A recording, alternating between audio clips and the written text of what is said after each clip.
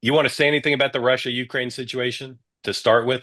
Some on the right are saying Joe Biden did this to start conflict and make it harder for Donald Trump to bring about peace, to keep the Ukrainians on the offensive.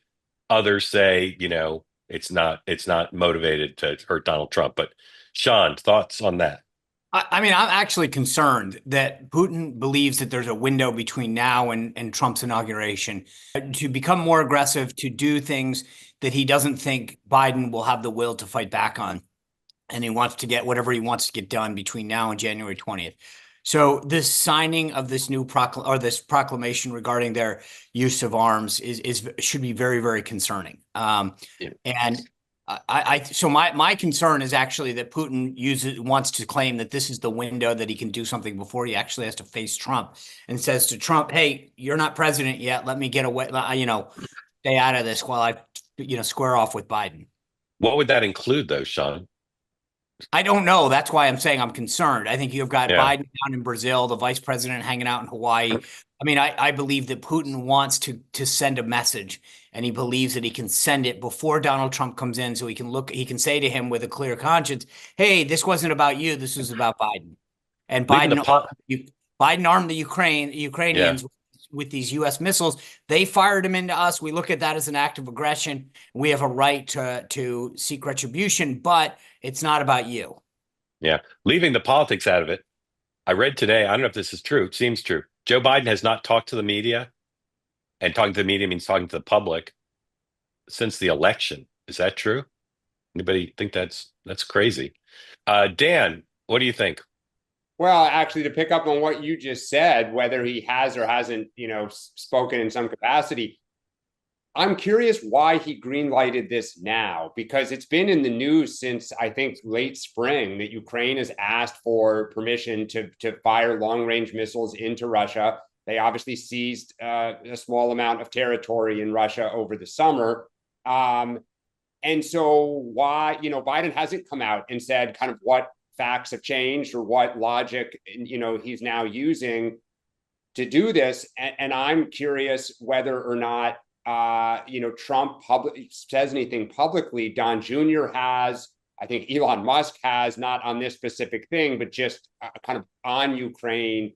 Do we have an instance in which the U.S. policy under Joe Biden as sitting president is one thing and the incoming administration outright says another? That would be awkward. Oh, look, Yeah. I think one of the other things you got to keep in mind is that this administration, for the last 4 years, has failed to give us any sense of what winning looks like. They failed to give the Ukrainians the tools they need to win. They send them more money, but then they don't give them what they're asking for to actually win. And now all of a sudden we're giving them long-range missiles that they can attack into Russia, which is something that Russia has said would be seen as an act of war. We do this at this time. I mean, the timing of this from this administration, after holding back everything for the last several years, is a little odd.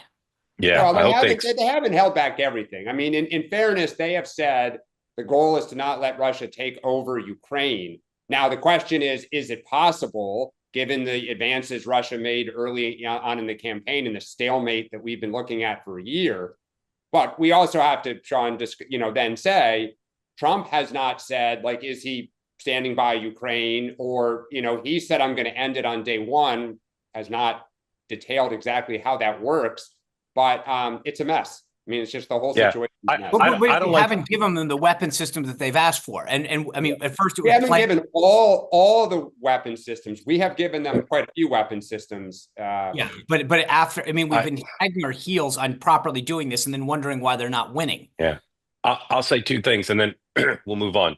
First, I never like to assume the worst of motives, but doing anything during the transition, if you're the incumbent administration, without significant consultation with the incoming administration, I think it's just a bad practice, no matter who's in the White House. So I hope they've explained it to the Trump folks. Number two, it's been the case from the beginning that the Biden team has tried to balance helping the Ukrainians very aggressively without crossing any tripwire that would lead to World War III. And I applaud their balancing of the equities. But you have to say, regardless of what Donald Trump does, the proof is in the pudding.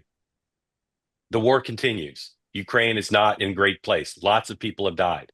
So you can say it was an impossible situation to manage, but it happened on their watch, and they're handing off to Joe Biden, to Donald Trump, a horrible situation.